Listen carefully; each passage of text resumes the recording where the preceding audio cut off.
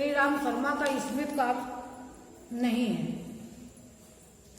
काका कालेलकर का निष्ठामूल कस्तूरबा है।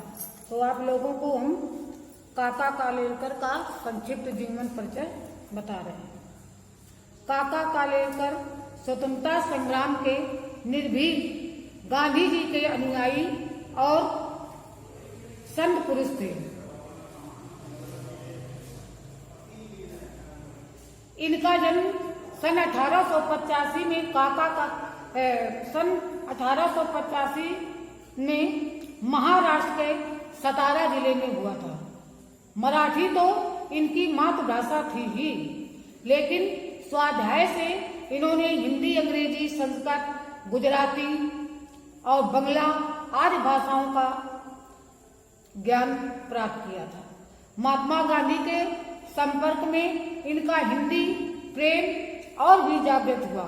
इन्होंने हिंदी के प्रचार प्रसार के लिए उल्लेखनीय कार्य किए। साधु स्वभाव से निरंतर हिंदी की सेवा करने वाले काका कालेलकर को दक्षिण में, विशेष रूप से गुजरात में हिंदी प्रचार का श्रेय प्राप्त है।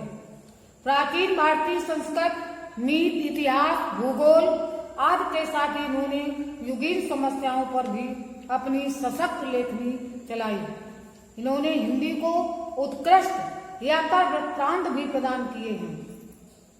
निरंतर हिंदी साहित्य की सेवा करते हुए 21 अगस्त 1981 को इनका देहावसान हो गया।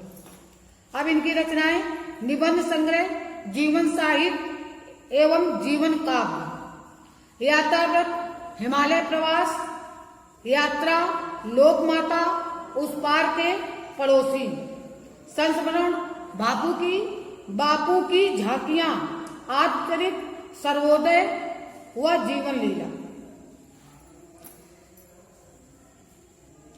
इसके बाद आपका लेसन निष्ठा मूर्ति कस्तूरबा। महात्मा गांधी जैसे महान पुरुष की सहधर्मचारिणी के तौर पर पूज्य कस्तूरबा के बारे में राष्ट्र को आदर मालूम होना स्वाभाविक है। राष्ट्र ने महात्मा जी को बापू जी के नाम से राष्ट्रपिता के स्थान पर कायम किया है। इसीलिए कस्तूरबा भी बा के एकाक्षरी नाम से राष्ट्रमाता बन सकी। किंतु सिर्फ महात्मा जी के साथ के संबंध के कारण ही नहीं, बल्कि अपने आंतरिक सद्गुण और निष्ठा के कारण भी कस्तूरबा राष्ट्रमाता बन पाई है।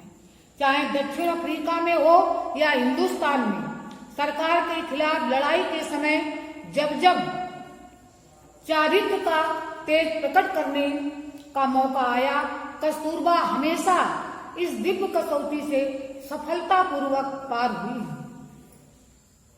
इससे भी विशेष बात यह है कि बड़ी तेजी से बदलते हुए आज के युग में भी आज सती स्त्री का जो आदर्श हिंदुस्तान ने अपने हृदय में कायम रखा है, उस आदर्श को जीवित प्रतिमा के रूप में राष्ट्र पूज्य कस्तूरबा को पहचानता है। इस तरह की विविध लोकोत्तर योग्यता के कारण आज सारा राष्ट्र कस्तूरबा की पूजा करता है। कस्तूरबा कैसी थी? अनपढ़ थी। हम ये भी कह सकते हैं कि उनका भाषा ज्ञान सामान्य देहाती से अधिक नहीं था। दक्षिण अफ्रीका में जाकर रही, इसलिए वह कुछ अंग्रेजी समझ सकती थी और 50 या 30 शब्द बोल भी लेती थी। मिस्टर एंड्रूज जैसे कई विदेशी मेहमान घर आने पर उन शब्दों की पूंजी से वे अपना काम चला लेते और कभी कभी तो उनके उस संभाषण से विनोद भी पैदा हो जाता है। कस्तूरबा को गीता के ऊपर असाधारण श्रद्धा थी। पढ़ाने वाला कोई मिले तो वह भक्तिपूर्वक गीता पढ़ने के लिए बैठ जाते थे, किंतु उनकी गाड़ी कभी भी बहुत आगे नहीं जा सकी।